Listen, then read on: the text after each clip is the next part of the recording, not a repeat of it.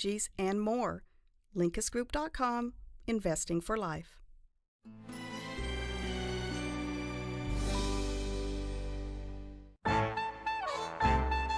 Antiques Roadshow is discovering treasures in Birmingham, Alabama. And I really think there's a very good chance that this is actually from life.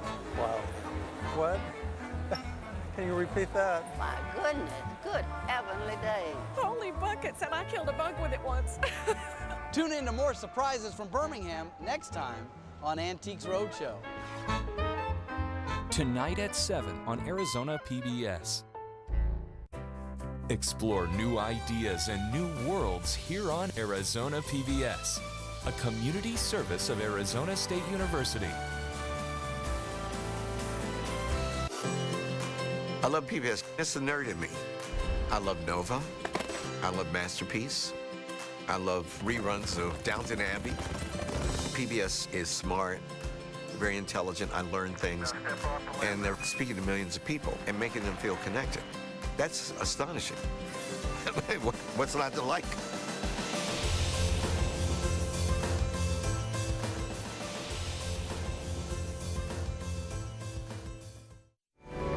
Coming up next on Arizona PBS, Life and World. Join us each week on Catalyst, the show that explores new advancements, technologies, and innovations at Arizona State University that are shaping the future for tomorrow and beyond. Catalyst, Wednesdays at 9, right here on Arizona PBS. Support for Arizona PBS comes from viewers like you and from AARP in Phoenix thinks today should be your day. So get active and help keep Phoenix in motion, or get involved in improving your community. Take on today and every day. Learn how at aarp.org/Phoenix. Support comes from Citizens Clean Elections Commission, your source for unbiased voter information. Watch an upcoming debate and vote informed this election. Visit azcleanelections.gov/debates for dates and ways to watch. From the Cronkite Studios in downtown Phoenix, this is Cronkite News. Another week of a Supreme Court showdown over the Brett Kavanaugh nomination. As new allegations surface, protesters head to the Capitol. Plus, how a proposed federal rule may keep some immigrants from becoming permanent residents and ultimately gaining citizenship. And a funding battle for maintenance at the Grand Canyon and the infrastructure that supports this Arizona treasure. Cronkite News starts now. Good evening and welcome to Cronkite News on Arizona PBS. I'm Jake Trybulski. And I'm Ashley Mackey. Thank you for joining us. Supreme Court nominee Brett Kavanaugh calls the latest accusations against him an obvious character assassination. That's after Yale classmate Deborah Ramirez came forward to The New Yorker with allegations of sexual misconduct that took place when Kavanaugh was in college. Kavanaugh has flatly denied allegations from both women who have accused him. Some members of the Senate are urging a final vote on his nomination this Thursday. Today, President Donald Trump says he is standing by Kavanaugh. He's a fine man with an unblemished past, and these are highly unsubstantiated statements from people represented by lawyers. You should look into the lawyers doing the representation. Judge Kavanaugh is an outstanding person, and I am with him all the way. We'll see how it goes with the Senate. We'll see how it goes with the vote. During the upcoming hearing, the Senate Judiciary Committee will hear a testimony from his first accuser, Christine Blasey Ford. That committee is expected to vote following the hearing. Meanwhile, protesters targeted Senate offices, including the office of Arizona Senator Jeff Flake, calling for a no vote on Kavanaugh's nomination. Reporter Charlene Santiago has the story from our Washington bureau. As new allegations rise, protesters made their way to senators' offices here in Washington to make their voices heard. The protesters came from across the country and crowded the hallways of Senate office buildings to demand a no vote on Kavanaugh's nomination. These allegations are personal to some of the protesters, including for a veteran who traveled all the way from Georgia to voice her concerns. There's a lot of women that suffer in the military that suffer from military sexual trauma, and some feel like they don't have a voice, and I want to be that voice. The protest began with rallies outside the offices of selected senators, including Republican Susan Collins of Maine and Jeff Flake of Arizona, who is a member of the Judiciary Committee that will vote on Kavanaugh. He can potentially, make history here, as well as be a voice for women. Protesters ended in the Russell Building Rotunda, where Capitol Police officers escorted them out in cuffs, and the department has not said how many people were arrested today. In a letter to the committee, Kavanaugh today called the allegations against him, quote, smears, pure and simple, and said he looks forward to testifying. But some today said they opposed the Kavanaugh nomination before the sexual allegations were leveled. Regardless of party, I think it's really important that we defend the Constitution and that we stand up for the rule of law. Especially in the James, who said she was a victim of sexual misconduct in the military, believes the hearing should be postponed until further action is taken on behalf of the woman's allegations. I think that we should believe women and do something about it. So not just thoughts and prayers, not just believing women, but actually invoking laws that's going to help women. As of now, Kavanaugh is expected to testify on Thursday, and some protesters have said that they will be here throughout the week. In Washington, Charlene Santiago, Cronkite News. We reached out to Senator Flake's office for comment on the protests, but have not yet received a response. Deputy Attorney General Rod Rosenstein will meet with President Trump on Thursday to discuss the fate of his employment. The two will address a New York Times report that claimed Rosenstein planned on invoking the 25th Amendment to remove Trump from office. Rosenstein denies the claims in the article. The announcement comes today, just hours after Rosenstein said he would consider resigning. A White House source says Rosenstein expects to be fired during Thursday's meeting. This morning, Republican Senate candidate Martha McSally visited the Refrigeration School Incorporated for a roundtable discussion on skilled laborers in the workforce. McSally was joined by instructors, students, and executives to discuss the state of trade jobs in our economy. She agrees that trade jobs are important and took note to the fact that they are not as popular as they once were. McSally took a look around the Refrigeration School Incorporated to learn how everything works and what some of the students are up to. As we're out and about in the community, I'm hearing often the challenges we're having with such a good economy is qualified skilled workers, and especially in the trades. So this is really important. It's great for me to be here today to kind of see what y'all are doing, to hear what your issues are. McSally has recently declined a debate with opponent Kristen Sinema on Arizona PBS due to a scheduling conflict of the CNN debate airing the same night. But Sinema had not agreed to the CNN debate either. The first of two debates in the Arizona governor's race takes place tonight on Arizona PBS. Incumbent Republican Doug Ducey, Democratic candidate David Garcia, and Green Party candidate Angel Torres will also debate tomorrow in Tucson. The major issues in this campaign have been immigration and education. Ducey is pushing for increased security along Arizona's southern border to aid in stopping the drug trafficking and illegal immigration into the U.S., while Garcia is focusing on improving Arizona's public education system. Tune in for the debate tonight at 5 on Arizona PBS.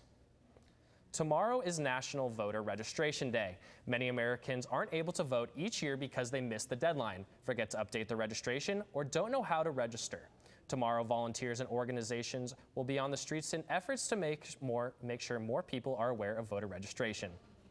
Immigrants who use public assistance could find it harder to obtain a green card under new rules being proposed by the Trump administration, potentially affecting millions of families who use public federal programs like food stamps, Medicaid, and public housing.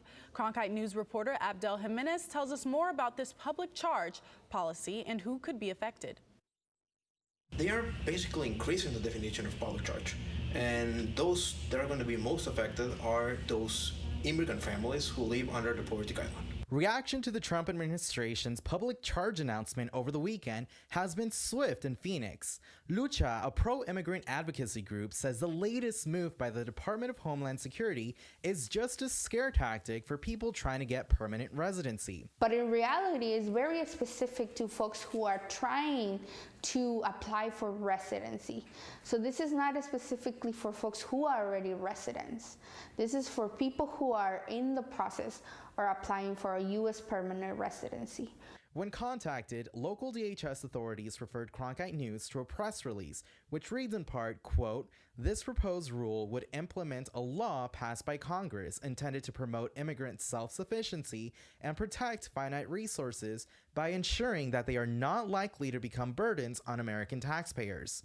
End quote. Phoenix immigration attorney Rafael Tirado says these proposed new rules could make people shy away from ever attempting to get a green card. Most clients rely on food stamps, and my clients are basically poor clients. So lots of people are going to need to find probably an affidavit or a sponsor for the applications. In Phoenix, Abdel Jimenez, Cronkite News. The administration is expected to formally publish the draft rule today in the Federal Register. That will open a 60-day period for public comment, which the administration will review and potentially revise. The final version will probably come out in a matter of months and will go into effect 60 days after it's published. Tomorrow, Homeland Security will make an announcement along with police chiefs from Lake Havasu City and Bullhead City regarding sex trafficking. Just today, the FBI released numbers of human trafficking cases for the past year. Jennifer Alvarez is in the broadcast center to break down those numbers. The FBI released its crime stats this morning. Arizona saw an increase in human trafficking from 2016. In 2017, Arizona had the third highest number of human trafficking cases out of the states that reported data. Texas was the first with more than 300 cases. Minnesota came in second with more than 170 cases, and Arizona had just one shy of 100 cases. Here's how those numbers break down. 92 of the cases were for commercial sex trafficking acts or prostitution. 7 of those cases were for involuntary servitude or slavery. More than 40 of those cases were cleared. Each law enforcement agency is responsible for reporting its crime data directly to the FBI. However, some states don't include this data in their reports, like California. In the broadcast center, Jennifer Alvarez, Cronkite News. St. Vincent de Paul's dining room has been more than just an area for eating. Coming up on Cronkite News, what was once an overflow shelter for those who had no place to go at night will no longer be open for those in need. And how one nonprofit organization is making a difference for the youth of the LGBTQ community. Join Emmy Award-winning CNN anchor Anderson Cooper as he receives the 2018 Walter Cronkite Award for Excellence in Journalism. Attracting industry leaders from the media, politics, business, and education. The award luncheon is the Cronkite School's signature fundraising event. Tickets for the luncheon ceremony on Wednesday, October 17th at the Sheraton Grand in Phoenix are available for sale at cronkite.asu.edu/luncheon or call 602-496-0482. I'm Judy Woodruff, anchor and managing editor of the PBS NewsHour. The journalists of tomorrow face a fast-changing media landscape, but quality news remains vitally important to our communities, our country, and our world. At ASU's Walter Cronkite School of Journalism and Mass Communication, students learn solid, reliable reporting, holding the powerful accountable, and rebuilding the public's trust. The Cronkite School and Arizona PBS, preparing the next generation for a stronger future of journalism. If you're looking for one show that tells you what happened that day in the world of business, it's NBR. We saw a classic shipwreck. Nordstrom's opening stores. Triple-digit gains. Crude climbs. We're there to help our audience find new investment ideas. The market still has room to go up. Nightly Business Report is the longest-running business television program in history. Weeknights at 10:30 on Arizona PBS. Every night, St. Vincent de Paul's dining room floor turns into an overflow shelter for people that have nowhere else to sleep. At the end of this month, the overflow is closing. Reporter Gabriela Becerra tells us what the shelter is doing to help occupants find a more permanent solution. For the past 2 years, there has been an average of 250 people a night at this overflow shelter. So when they decided to close their doors in April, St. Vincent de Paul took it upon itself to find a place for these occupants to go. The overflow was pretty good a lot of times, you know. Gary Hughes used to stay at St. Vincent de Paul's overflow shelter before they announced it was closing back in April. There's a lot of freedom there because all you had to do is just basically stand outside of where St. Vincent de Paul is, a restaurant there on campus, and then, you know, when the gates open, then you could go on in, and then the mats were already laid out. The first come first serve shelter has been in constant function for the past 2 years. Now funders are looking for solutions more permanent than mats on a dining room floor. We didn't have the funding or the community support on our own to keep this kind of Band-Aid going. Chief Program Officer Jessica Berg says St. Vincent de Paul has been working to find housing and shelters for overflow occupants. It seemed like the most responsible, humane way to work with a group of folks and also not have 250 people with nowhere to go on October 1st. Berg says 201 have found housing or alternative shelter options. They're helping 28 remaining people find other options this week. Hughes found a spot at St. Vincent de Paul's Ozanam Manor, a transitional shelter for men and women over 50. This place does good too here.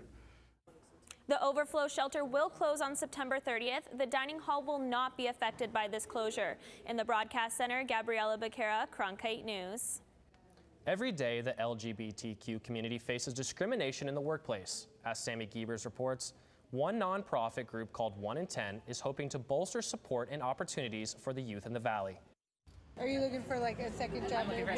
Okay. Employers in the Valley nice to meet you. Are meeting LGBT youth. Try to make it as readable as possible. Got dressed, looked nice, put on our good clean clothes, and went out here to fill out applications. We're hoping to create a safe space where youth can come in and meet with employers. Do you have a resume with you? We are helping to reduce those hurdles and connect to jobs here in the Phoenix area. There we go. Another hurdle that faces the LGBTQ community includes homelessness. In the general population, about 8% of youth are in the LGBT community. But in the youth homeless population, that number is at about 40%. I was just homeless at two weeks ago, not even. For Richard Wallerman and his partner William Diaz, that statistic hits close to home. They spent more than 2 years on the streets. Well, the main reason we were on the street is because my family didn't really support the relationship I was in. They also face discrimination in the workplace, and Arizona is in the top 10 states with the most LGBTQ discrimination charges, according to insurance quotes. That's going to change as time goes on. An event like this is really important because it allows organizations to understand that there are a lot of LGBTQ youth who are super hard workers. Richard and William managed to get on their feet through the help of counselors like Sarah and organizations like 1 in 10 who hosted the fair. Worst thing you could do is give up. Stop trying to find a better place, because there are better places. But their next step is finding that job. In Phoenix, Sammy Giebers, Cronkite News. A visit from the U.S. Secretary of the Interior highlights a backlog of fixes needed at the Grand Canyon. Coming up on Cronkite News, from historic cabins to water treatment plants, we take a look at a deferred maintenance at parks here and across the country. And as we kick off the first week of fall here in the Valley, it's going to be feeling a lot more like summer. I'll let you know how hot it's going to get coming up. As journalists at Cronkite News, we report on stories that matter to you by focusing on the local impact. We dig deeper and work tirelessly to keep you informed. Live in Wickerburg. Live in Los Angeles. In Cleveland. In Washington. In Louisville. From Jerusalem. Live in Philadelphia. From around the world to right here in Phoenix. At Cronkite News, we report the facts and stick to the truth. I'm Ted Simons, host and managing editor of Arizona Horizon. The 2018 election season has arrived. Join us for primary and general election debates.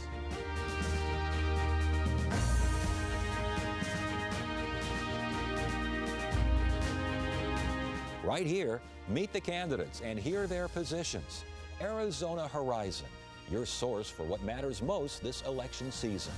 Only on Arizona PBS. When you visit, say, the Grand Canyon, roads, bridges, and water pipelines are just a few of the things needed to make sure your visit is pleasant. And sometimes they need repairs. As Cronkite News reporter Jordan Evans reports, U.S. Secretary of Interior Ryan Zinke visited the park this weekend to see some of those things that need not to be fixed just here in Arizona, but in parks across the nation. The Grand Canyon is one of the nation's most popular parks for tourism. From the scenic views to the lodging to the guided tours, the Grand Canyon generated about $900 million in economic benefits just in 2016. But now, national parks across the nation are needing about $12 billion for infrastructure and facilities. With 330 million visitors to our park system, 7 million visitors here, our parks are being loved to death. Secretary of Interior Ryan Zinke took a bus along the south rim of the Grand Canyon Saturday. He stopped to see some of the areas that need to be fixed. Those include historic cabins and a water treatment plant, as well as the Trans-Canyon Pipeline. It's time for America to step up and let's rebuild our parks to make sure we have the same experience for the next generation. Here at the Grand Canyon, this park needs about $330 million to fix maintenance that's been deferred. That's only a small part of the nearly $12 billion needed to repair all of the national parks. Deferred maintenance is maintenance that hasn't happened to buildings, assets, roads, utilities that needs to be done, but because of various reasons, whether it's budget or time, hasn't happened, and it leaves buildings and assets in poor condition. The opportunity we have today is funding that may come our way and be able to raise the profile of that topic and fund those projects that need to be done. That funding could come through competing plans in Congress, which would provide billions of dollars to the National Park Service to make repairs. National parks in Arizona alone need $531 million. California needs the most at $1.8 billion. So one way to help curb that demand is for the community to get involved. I heard that number and I was shocked. I was like, wow, like this is why volunteers come. This is a perfect opportunity. We need volunteers to come out and do things like this and to help lower our backlog maintenance. And it's things like painting a building or fixing a fence, just little things like that that anyone can come out and do. But volunteers are only part of the solution. Some projects need paid contractors and engineers. So one plan currently in the U.S. Senate would develop federal lands for all sources of energy. That has some people concerned about the negative environmental impacts and accusing Zinke of supporting corporate interests. Most of what he's done is undermining, public lands and being on the side of oil and, extractive industries. So I think, there needs to be more done to be protecting these lands and not to be selling them out for profit. But Zinke disagrees. Money coming from renewable or non-renewable energy developed on federal lands would go a long way to taking care of long overdue maintenance projects. The underlying proposition is this: if you're going to create wealth and energy on public lands, then I think you also have an obligation to fund our public lands in perpetuity. And there is more than one proposal in Congress to address this multi-billion-dollar park backlog. The National Park Service also considered increasing entrance fees at the busiest parks, but the superintendent at the Grand Canyon says the park does not plan to charge more to visit. Well, Jordan, it did seem like a beautiful weekend up at the Grand Canyon, though. Yes, Jordan, so what can we expect from our weather this week? So we are tracking some storms up in the high country right now. It was a very gorgeous weekend, of course, but as we can see on radar, there are a few storms around Flagstaff and Humphreys Peak up there, so definitely keep it slow on I-40 if you're heading out towards New Mexico or Nevada for that matter, of course. But those are the only showers I'm tracking out in the state right now. For the valley, it's just the dry air that we're going to be talking about for the rest of the week. As we can see, keep winds out of the west, which is where a lot of that dry air comes from, and that's where we're going to see no rain chances for at least the next 7 days here in the valley. And temperatures tonight will stay in the 90s all the way through 9 o'clock tonight, with 80s kicking in at about 10 o'clock tonight. And then for tomorrow, as we head down into Tucson, of course, we're going to see those storm chances we'll see sunshine, I should say, with 92 degrees in the afternoon, light winds out of the southeast at about 5 to 10 miles an hour, with lows starting out in the 60s tomorrow morning. And then here in the valley, we'll see 100 degrees tomorrow with 77 in the morning. So a bit of a cooler start, as I should say, than we had previously. And then up in the Flagstaff, we'll see 70 degrees with those storm chances, of course, in the afternoon. So triple digits staying in the valley for the next 7 days before more rain chances come into next week. And extending that out, we'll see those 90s kick in heading into next week as well. In the Cronkite Weather Center, I'm Jordan Evans.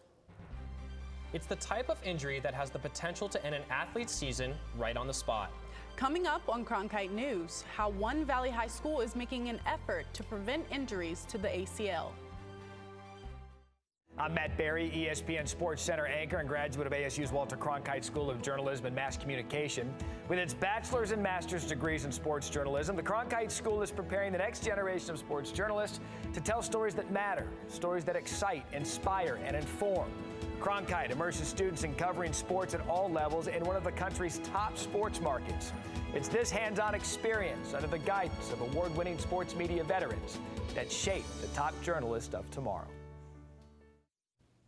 The Arizona Cardinals are switching it up. Rookie quarterback Josh Rosen will be the new starting quarterback. Head coach Steve Wilks announced his decision at a news conference today.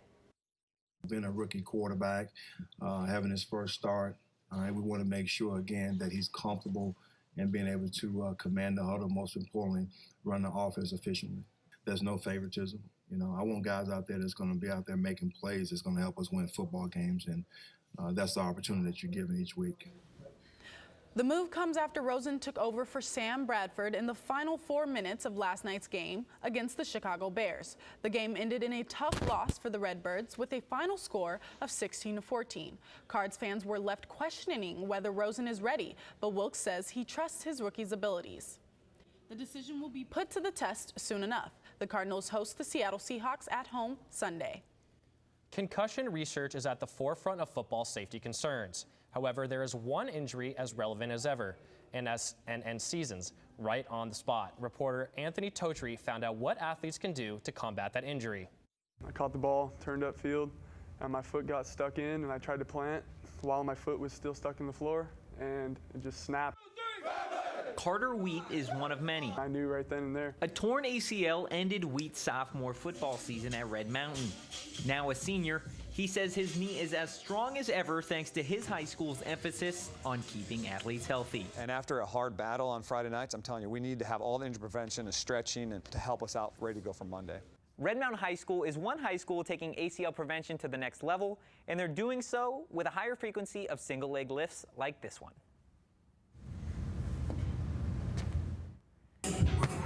Red Mountain's weightlifting program utilizes a variety of dynamic lifts that replicate in-game action, whereas static lifts, which increase muscular strength and endurance, don't incorporate much movement. So an ACL injury most often happens when an athlete plants the foot on the ground so the foot's fixed, and then there's a rotational force, with or without trauma. Brophy High School athletic trainer Chris White said the program has had multiple players tear their ACL this season, which backs up a 2013 study conducted by the Journal of Athletic Training that found boys were 4 times more likely to tear their ACL playing football than any other sport. The study also concluded that 71.2% of all boys' ACL tears recorded in the sample were due to football. If you're playing high school and club at the same time, doing the same movements over and over again, there's a heightened risk of especially chronic overuse injuries. And the body breaks down, and that could potentially put you at higher risk of ACL injuries. There may not be one way to guarantee an ACL injury doesn't occur,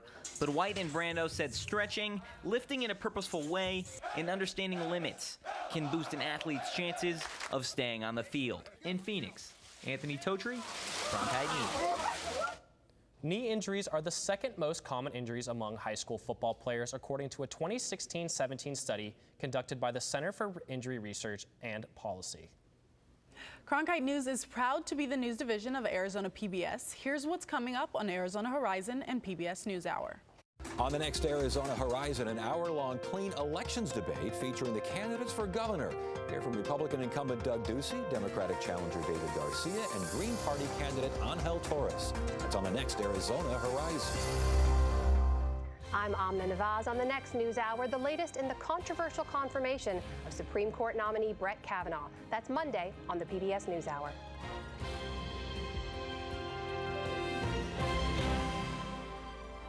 That's it for Cronkite News tonight. Thank you for joining us. For top Arizona stories anytime, go to cronkitenews.azpbs.org.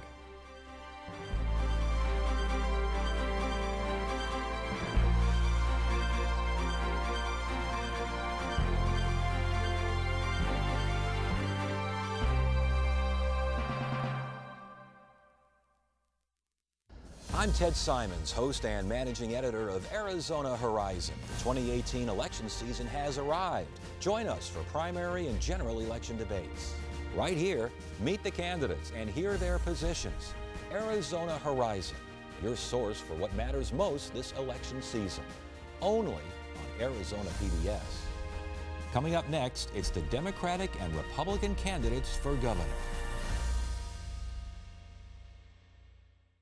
When you want to be more amazed, Arizona PBS delivers the thrill of exploration in science and history, thanks to financial support from you and The Persian Room. Travel to another world, to a land of exotic aromas and period decor for a fine dining experience. The Persian Room in North Scottsdale on Scottsdale Road, one light north of Frank Lloyd Wright Boulevard. Gourmet exotic cuisine at its best.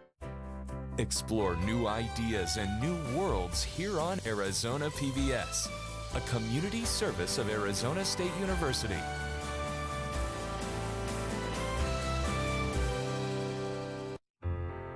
Arizona PBS deeply appreciates every gift we receive, and we are proud to honor our Executive Society.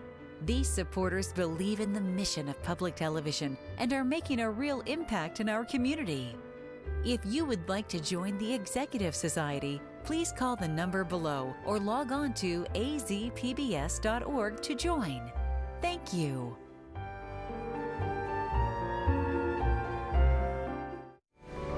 Coming up next on Arizona PBS, Life and World.